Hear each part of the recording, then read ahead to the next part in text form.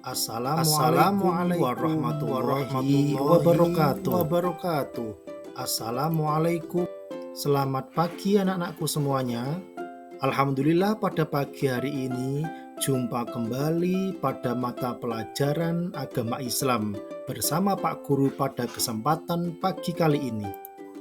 Baik anak-anakku semuanya, marilah pada kesempatan pagi kali ini, sebelum belajar kita mulai, mari kita berdoa bersama-sama terlebih dahulu.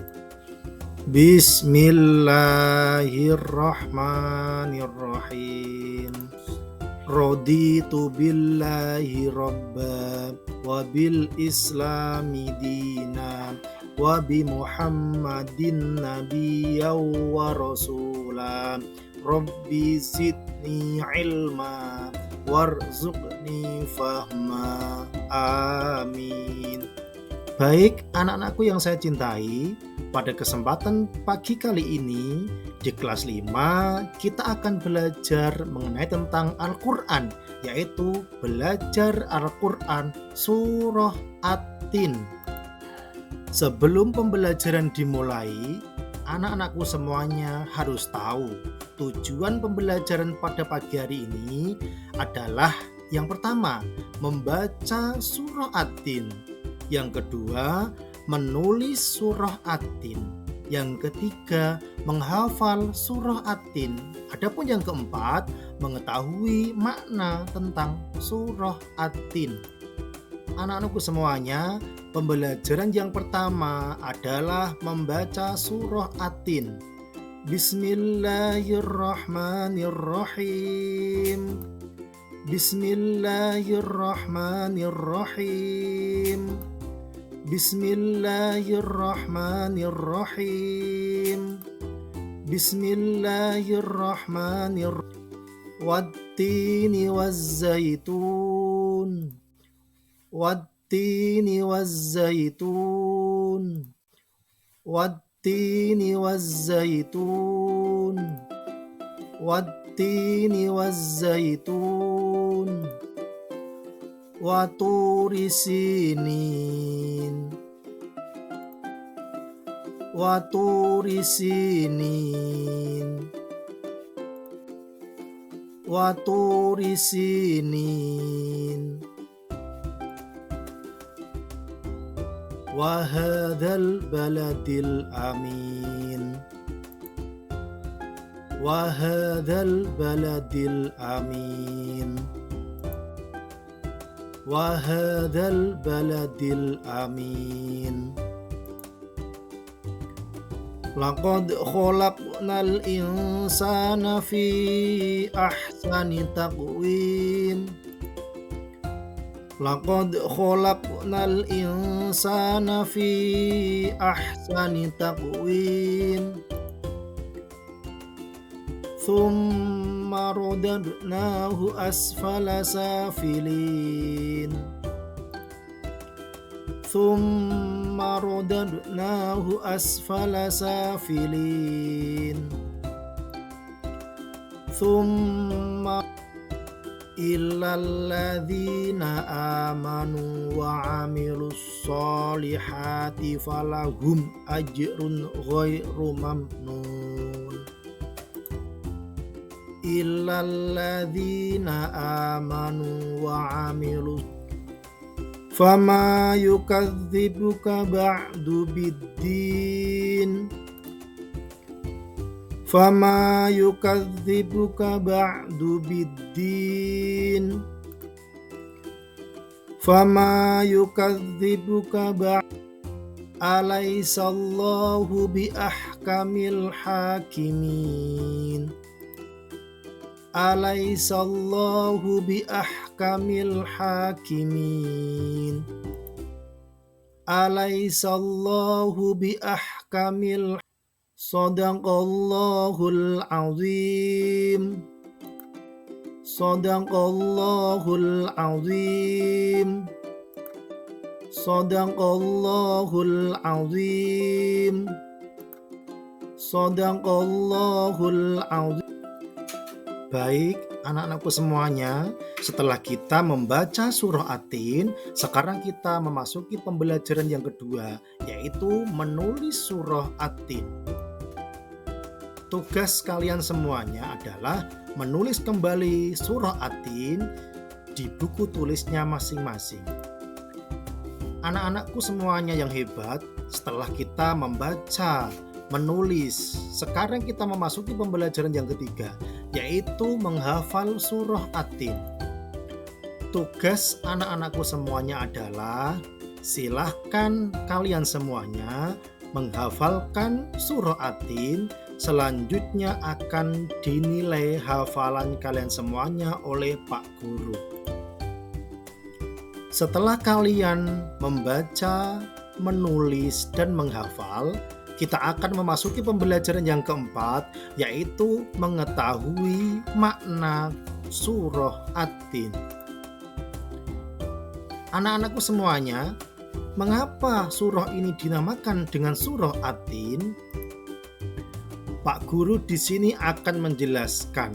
Surah ini dinamakan surah At-Tin karena diambil dari ayat yang pertama, yaitu At-Tin, yang artinya adalah buah tin.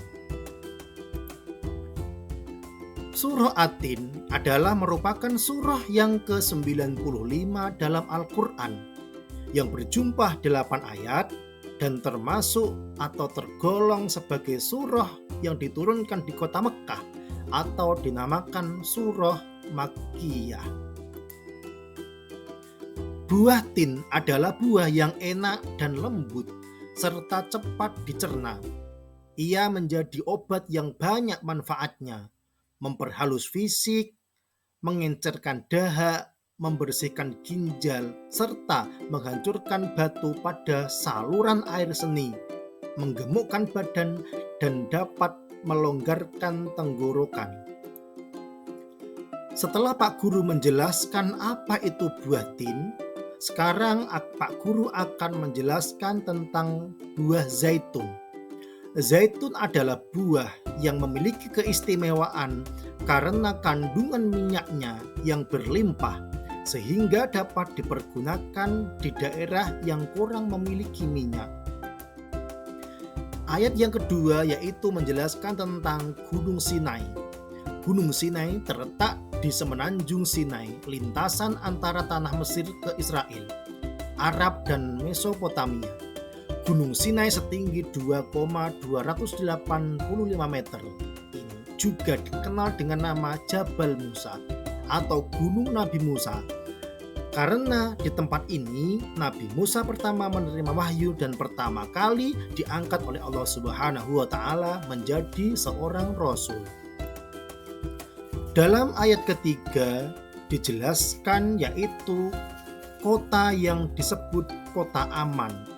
Karena siapapun yang memasukinya dijaga keamanan dan keselamatannya. Adapun kota yang disebut adalah kota Makkah. Kota Makkah juga disebut Ummul Qura dan tanah yang aman. Kota ini banyak menyimpan sejarah sejak zaman Nabi terdahulu sampai sekarang. Anak-anakku semuanya, kalian harus tahu ayat yang keempat ini menjelaskan bahwasanya Allah Subhanahu wa taala menjadikan manusia dalam sebaik-baiknya bentuk. Proses kejadian manusia tidak sama dengan kejadian makhluk-makhluk lain. Manusia memiliki akal, jasmani, rohani, dan nafsu. Anggota tubuh manusia sangat serasi dan seimbang sehingga mereka tampak indah, cantik, dan bisa leluasa untuk melakukan suatu kegiatan. Sedangkan ciptaan Allah yang lain, seperti hewan, hanya memiliki jasmani dan nafsu saja. Oleh karena itu, manusia harus menjaga keseimbangan yang dimilikinya agar menjadi indah. Ayat yang kelima menjelaskan bahwasanya Allah Subhanahu wa taala mengingatkan kepada kita semuanya, sekalipun kita diciptakan oleh Allah sangat sempurna, tetapi dapat turun derajatnya menjadi hina karena pengetahuan, sikap, dan perilakunya. apabila telah keluar dari aturan yang ditetapkan oleh Allah Subhanahu wa taala melalui Rasul-Nya. Ayat ke-6 menjelaskan bahwasanya orang-orang yang tidak pernah hina adalah mereka yang beriman dan melaksanakan amal solih. Orang demikian itu akan selamat dari kehinaan dunia dan akhirat. Ayat ke-7 menjelaskan pada hari kiamat nanti atau hari akhir atau disebut juga dengan hari pembalasan terhadap perbuatan manusia yang baik dan buruk.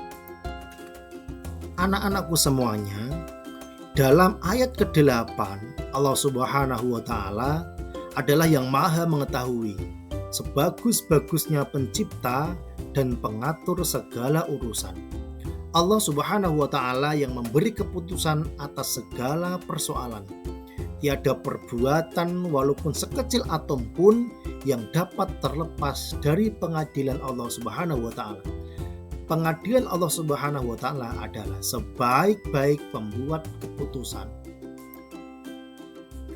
Anak-anakku semuanya harus memperhatikan dan mengetahui bahwasanya lewat terjemahan ayat 1-4 dalam surah At-Tin disebutkan bahwa Allah Subhanahu wa taala telah menurunkan firman-Nya dan bersumpah atas 4 hal, yaitu atas nama buah tin, buah zaitun, bukit Sinai, dan kota suci Makkah.